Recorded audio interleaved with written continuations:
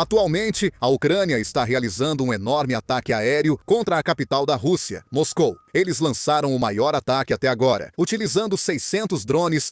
O presidente Zelensky chegou a dizer que a situação na linha de frente mudou muito a favor da Ucrânia, abalando o rumo da guerra. Hoje, vamos analisar esse assunto com mais detalhes. Vamos conferir agora. Primeiro, vamos dar uma olhada na situação atual.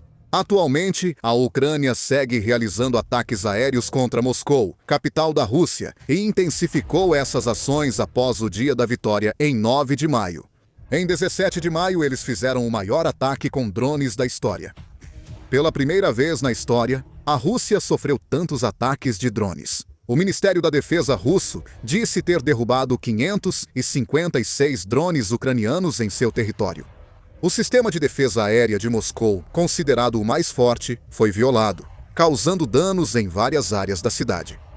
Em Moscou, 81 drones foram interceptados, mas devido ao grande número, os danos foram significativos, afetando prédios residenciais altos e infraestruturas. Houve vários feridos em obras perto de refinarias de petróleo e gás. O exército ucraniano disse ter atingido uma refinaria e 2 instalações de petróleo próximas a Moscou. Claro, a Rússia também realizou ataques aéreos em várias partes da Ucrânia. Especialmente no dia 19 de maio, o exército russo lançou um grande ataque aéreo na região de Odessa, na Ucrânia. Instalações de infraestrutura também foram danificadas. Em Ismail, Odessa, há o maior porto do rio Danúbio na Ucrânia, um ponto estratégico, e foi justamente esse local que foi alvo de ataques concentrados. Ultimamente, a Ucrânia mudou de estratégia e segue atacando Moscou após o ataque a Odessa. O exército ucraniano segue usando drones para atacar Moscou, que sofre ataques diários de drones. O exército ucraniano sabia que atacar Moscou faria as forças russas focarem lá, então também fez operações de distração. Ao mesmo tempo em que atacam Moscou, eles também atacam instalações petrolíferas na retaguarda da Rússia, visando cortar as fontes de financiamento da guerra russa. Recentemente, o presidente da Ucrânia, Zelensky, afirmou que nos últimos meses a capacidade de refino da Rússia diminuiu 10% e que as empresas petrolíferas russas estão enfrentando o fechamento de poços de petróleo, dizendo que isso é algo muito doloroso para a Rússia. Como a situação está se desenvolvendo de forma bastante desfavorável, a Rússia também mostrou sinais de ameaça aos países bálticos. Eles afirmaram ter recebido informações de que drones ucranianos foram posicionados no território da Letônia e alertaram sobre a possibilidade de retaliação da Letônia. Letônia e Ucrânia rebateram, dizendo que era notícia falsa, e os Estados Unidos alertaram que a Rússia não deve pressionar país da OTAN. O aumento dos ataques de drones ucranianos pode ser visto como estratégia para cortar a ligação entre Ucrânia e países bálticos. A guerra já dura mais de 4 anos desde 2022. A guerra já dura mais que a da Coreia, e em breve deve superar a Primeira Guerra Mundial, causando grandes perdas para ambos os lados. Segundo reportagem do Financial Times, o presidente chinês Xi Jinping disse, durante uma reunião com o presidente americano Donald Trump na semana passada, que Putin pode acabar se arrependendo de sua invasão à Ucrânia. Ou seja, como a guerra está se prolongando e os danos estão ficando grandes demais, o presidente Putin pode estar se arrependendo. Foi o que Xi Jinping sugeriu ao presidente Trump. Mesmo assim, faz sentido, porque o exército ucraniano está sendo considerado cada vez mais forte. A guerra já dura mais de 4 anos, e os prejuízos econômicos da Rússia só aumentam com o tempo. Atualmente, já se fala que as baixas russas superaram 1 milhão, com perdas mensais estimadas em 35 mil soldados. Além disso, com a melhoria contínua do desempenho dos drones ucranianos, agora até mesmo áreas a 1.600 quilômetros de distância da Ucrânia estão sendo atingidas por mísseis e drones. No início e no meio da guerra, apenas a Ucrânia sofria danos. Mas agora até o território russo está sendo atingido de forma equilibrada. Volodymyr Zelensky, presidente da Ucrânia, chegou a declarar que a situação no campo de batalha agora está favorável para a Ucrânia. Volodymyr Zelensky, presidente da Ucrânia, disse em seu discurso que este mês o rumo da guerra mudou a favor da Ucrânia, afirmando que estamos conquistando muitas posições e causando danos ainda maiores. Ele ressaltou que as sanções prolongadas contra a Rússia tiveram grande impacto. Ele disse ter aprovado um plano de longo prazo até junho, sugerindo ataques e bombardeios contínuos ao território russo. Atualmente, o exército ucraniano mudou bastante suas táticas e estratégias, e isso parece ter desempenhado um papel importante. A mudança mais notável é justamente a alteração nas táticas de combate terrestre. Antes, A infantaria fazia o reconhecimento das posições inimigas, e depois as tropas da retaguarda avançavam para a operação. No entanto, agora o exército ucraniano mudou para um método em que drones são enviados primeiro para identificar a localização do inimigo, trincheiras, interiores de edifícios e áreas onde é possível se esconder. E só depois disso, as tropas são movimentadas. E mesmo ao atacar as posições inimigas, se as instalações de defesa do inimigo forem fortes, em vez de enviar tropas, primeiro enviam unidades robóticas para eliminar os inimigos e só depois disso, as tropas entram apenas para organizar a situação. Ou seja, eles mudaram a doutrina tática de combate terrestre para usar primeiro sistemas não tripulados e depois tropas convencionais. Por causa disso, as baixas do exército ucraniano diminuíram drasticamente. Além disso, ao usar drones suicidas junto com isso, eles conseguiram obter o efeito de superioridade aérea mesmo sem caças. O motivo pelo qual a Ucrânia está focando tanto em drones, IA e tecnologia robótica agora é claro. Isso porque não há solução se eles enfrentarem a Rússia em uma guerra de desgaste direta. A Rússia é um país muito maior que a Ucrânia em número de tropas, quantidade de artilharia, estoque de mísseis e capacidade de produção de tanques. Para a Ucrânia, se lutasse da mesma forma que a Rússia, era muito provável que fosse sendo empurrada com o passar do tempo. Desde o início da guerra, a Ucrânia passou a focar em guerra tecnológica, ampliando o uso de drones e sistemas não tripulados para causar grandes danos a baixo custo.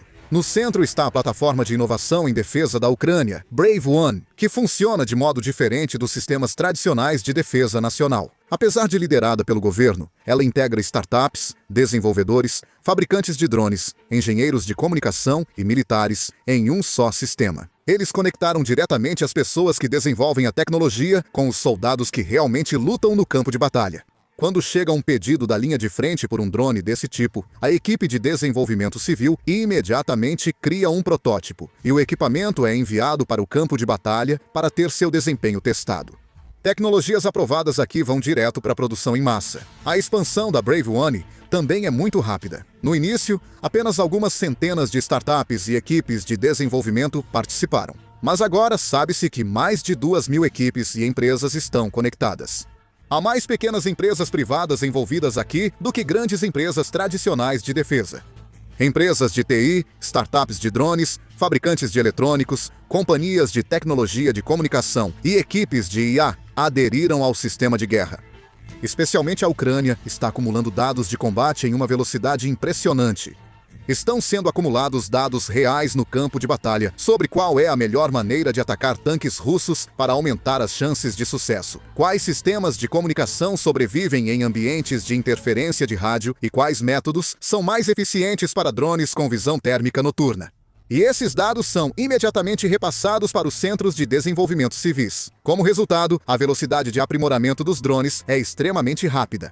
O que torna esse método assustador é que a Rússia tem dificuldade em acompanhar essa estrutura. A Rússia ainda mantém um sistema fortemente centrado em grandes empresas de defesa. A aprovação para desenvolvimento e o sistema de produção são relativamente lentos. Por outro lado, a Ucrânia opera no estilo de startups. Quando um problema é identificado na linha de frente, uma versão corrigida é lançada em poucos dias. O motivo pelo qual a Ucrânia está mostrando um desempenho mais forte do que o esperado na guerra dos drones é justamente essa estrutura de cooperação entre civis e militares. Há mais um ponto importante a ser destacado aqui. As limitações da defesa aérea russa ficam cada vez mais claras. O S-400, antes visto como um dos sistemas mais poderosos, agora mostra fragilidades.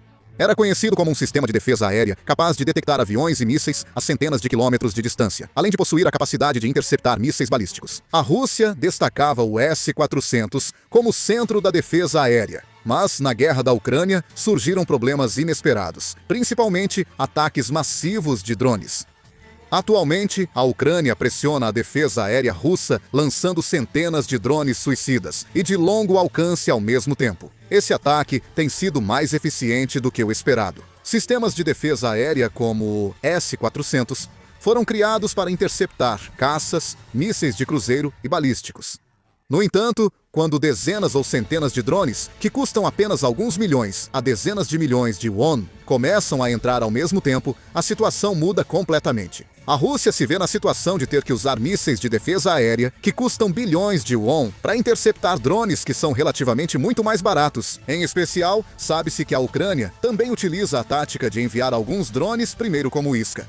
Eles expõem a posição da defesa aérea russa com drones baratos, forçando o uso inicial de mísseis, e depois enviam drones de longo alcance para ataques. Assim, os estoques russos de mísseis de defesa aérea caem rapidamente. Mesmo na Rússia, avalia-se que a produção de mísseis de defesa aérea não acompanha o consumo no campo de batalha. Além disso, drones costumam ser pequenos e voar em baixa altitude, o que torna a detecção em si difícil. Os sistemas de defesa aérea existentes foram otimizados para detectar caças de alta velocidade ou grandes mísseis. Então, se dezenas de pequenos drones se aproximarem simultaneamente de várias direções, a eficiência da resposta inevitavelmente diminui. Um dos motivos pelos quais Moscou está sendo repetidamente atacada por drones agora é justamente esse. Apesar de a Rússia possuir uma forte rede de defesa aérea, não consegue interceptar todos os drones perfeitamente. Essa situação pesa para as forças armadas russas. A Ucrânia agora consegue pressionar continuamente o território russo a um custo relativamente baixo, enquanto a Rússia, por outro lado, entrou em uma situação em que precisa continuar gastando meios de defesa aérea e mísseis que são muito mais caros. Análises indicam que, quanto mais a guerra durar, maior será a diferença acumulada nos custos.